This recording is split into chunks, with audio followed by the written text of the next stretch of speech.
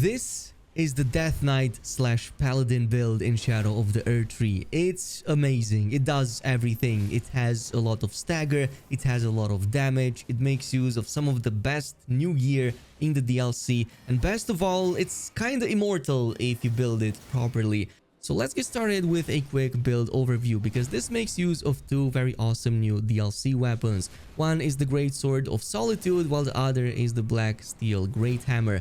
So both of them achieve somewhat the same thing, which is huge stagger and huge damage. However, they do so in slightly different ways. So in the case of the Great Sword, we have the Solitary Moonslash skill, which both unleashes a projectile attack, which is, I believe, what makes this weapon unique in the game. It's probably the only strength weapon, pure strength weapon, that doesn't need any faith or intelligence to unleash a magical attack. And the follow-up on it is absolutely stunning, no pun intended. It literally stuns enemies and throws them back so easily. And then we have the Great Hammer, which comes with a lot of damage amplification if you have holy imbuements on it, hence why I put it with a Sacred Affinity. But its secondary skill is even better. It comes with a guard counter, which kinda acts like the Radagon attack AoE ground one. So basically stun locks enemies. This is the theme over here. This plus a Lion's Claw or maybe even a Prayerful Strike literally means stun locking everything on repeat. And even better, if you want to go with a pure like Paladin one, you can definitely choose a Prayerful Strike and you get so many heals back every time you do it, but your range is going to be a lot more limited.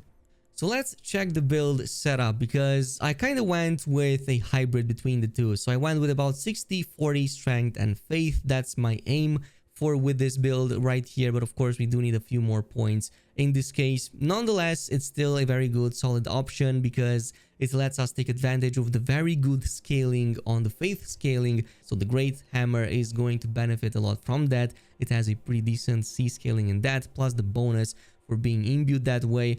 But at the same time, I also wanted a bit of strength, because we have that very good A scaling into the Great Sword. So we can use both of them and have damage for both of them.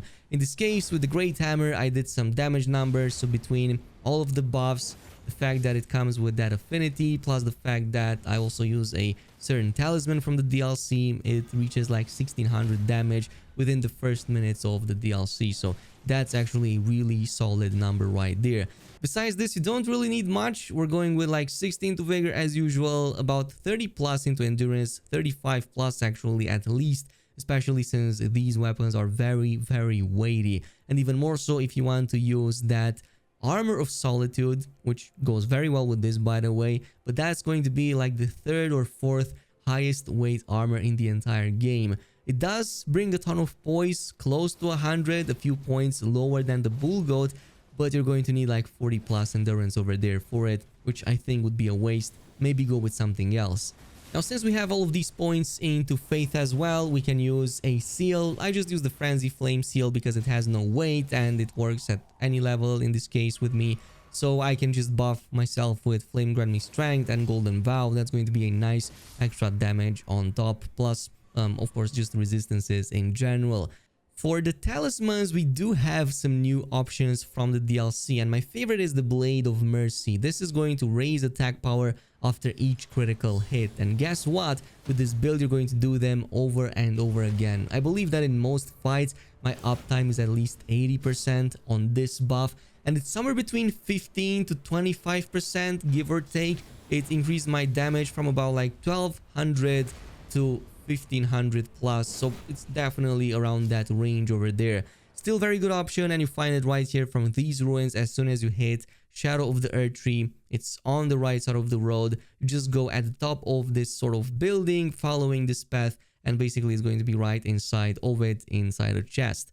Besides this, just the usual Shard of Alexander, since we're using some Ashes of War and weapon skills here that are very strong. Also using a Holy Scorpion Charm, just because we are going to use some sacred damage in there.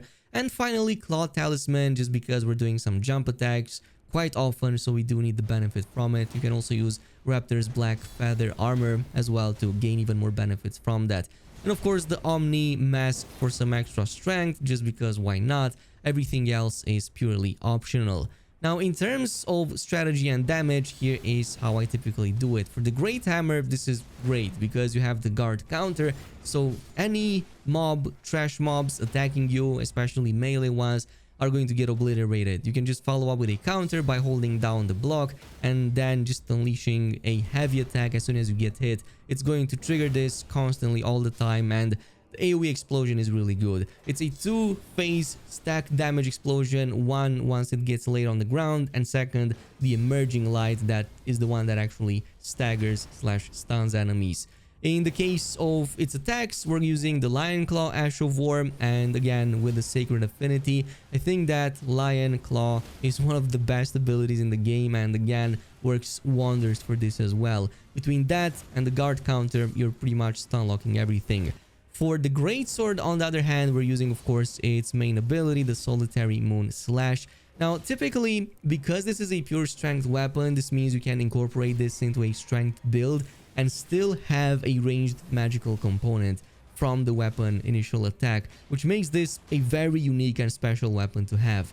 But the follow-up strong attack after that is what makes this so amazing, because you follow up with a very advanced move that just wipes the floor with them. It's extremely fun to pull off, and it's also a pretty great gap closing ability. You also get quite a bit of hyper armor, I think, but it's very hard to interrupt or get interrupted by enemies unless it's like a very, very strong attack.